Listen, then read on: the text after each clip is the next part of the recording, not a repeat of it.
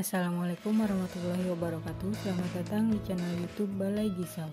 Video kali ini berisi mengenai rangkuman materi mata pelajaran Bahasa Indonesia Bab 2, Teks Eksplanasi, kelas 11 semester 1 untuk tingkat SMK, SMA, MA sederajat.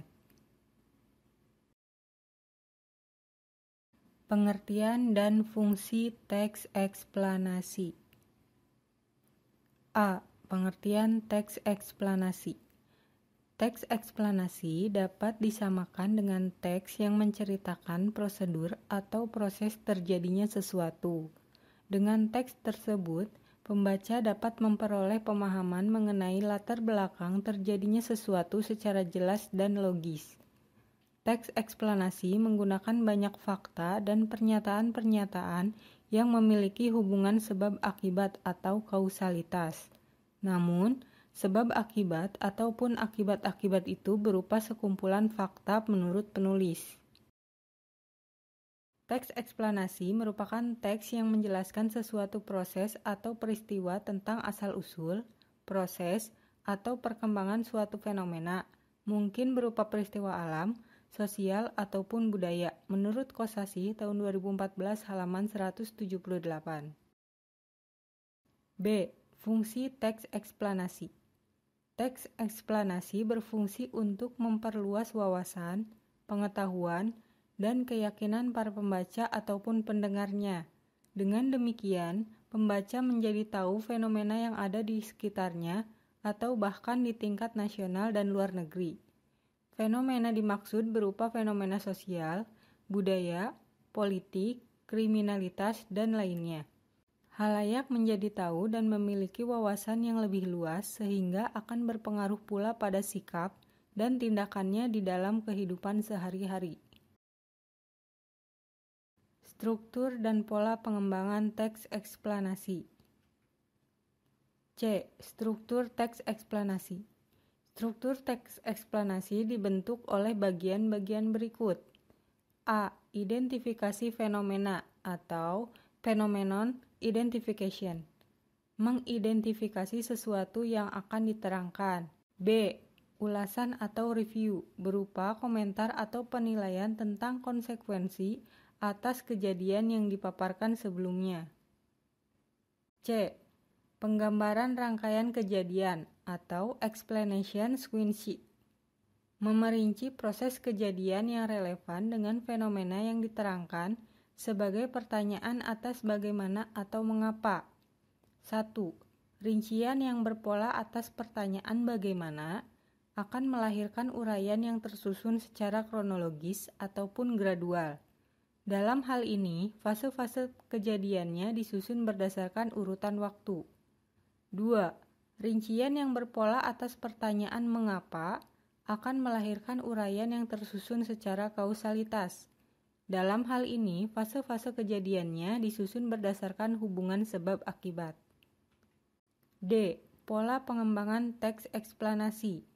1. Pola pengembangan sebab akibat. Pengembangan teks eksplanasi dapat menggunakan pola sebab akibat. Dalam hal ini, sebab dapat bertindak sebagai gagasan umum, sedangkan akibat sebagai perincian pengembangannya. Namun demikian, dapat juga terbalik. Akibat dijadikan sebagai gagasan umum, maka perlu dikemukakan sejumlah sebab sebagai perinciannya.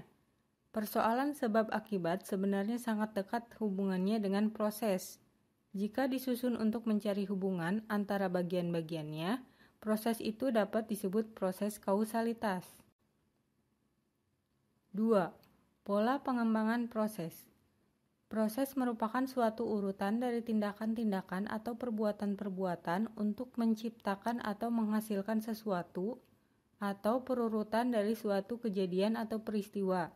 Untuk menyusun sebuah proses, langkah-langkahnya adalah sebagai berikut. A. Mengetahui perincian-perincian secara menyeluruh. B. Membagi proses tersebut menurut tahap-tahap kejadian. C. Menjelaskan setiap urutan itu ke dalam detail-detail yang tegas sehingga pembaca dapat melihat seluruh proses itu dengan jelas. Aspek kebahasaan teks eksplanasi. E. Aspek kebahasaan teks eksplanasi. Berdasarkan kaidah kebahasaan secara umum, teks eksplanasi sama dengan kaidah teks prosedur. Sebagai teks yang berkategori faktual atau non-sastra, teks eksplanasi banyak menggunakan kata yang bermakna denotatif. Sebagai teks yang berisi paparan proses, baik itu secara kausalitas maupun kronologis, teks tersebut banyak menggunakan konjungsi kausalitas atau kronologis. A. Konjungsi kausalitas antara lain sebab, karena, oleh sebab itu, oleh karena itu, sehingga. B. Konjungsi kronologis atau hubungan waktu seperti kemudian, lalu, setelah itu, pada akhirnya. Teks eksplanasi yang berpola kronologis juga banyak menggunakan keterangan waktu pada kalimat-kalimatnya. Berkenaan dengan kata ganti yang digunakan, teks eksplanasi langsung merujuk pada jenis fenomena yang dijelaskannya, yang bukan berupa persona. Kata ganti yang digunakan untuk fenomenanya itu berupa kata benda, baik konkret ataupun abstrak, seperti demonstrasi, banjir, gerhana, embrio, kesenian daerah, bukan kata ganti orang seperti ia, dia, mereka. Karena objek yang dijelaskannya itu berupa fenomena, tidak berbentuk personal atau non-human participation. Dalam teks eksplanasi itu pun banyak ditemukan kata kerja pasif. Hal itu seperti kata-kata berikut: terlihat, terbagi, terwujud, terakhir, dimulai, ditimbun, dan dilahirkan. Di dalam teks eksplanasi pun banyak dijumpai kata teknis atau peristilahan sesuai dengan topik yang dibahasnya. Apabila topiknya tentang kelahiran, istilah-istilah biologi yang muncul. Demikian pula apabila topiknya tentang kesenian daerah, istilah-istilah budaya sering digunakan. Apabila topiknya tentang fenomena kenaikan BBM, istilah ekonomi dan sosial akan sering muncul.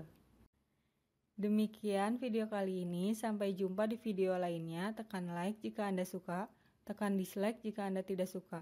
Terima kasih. Wassalamualaikum warahmatullahi wabarakatuh.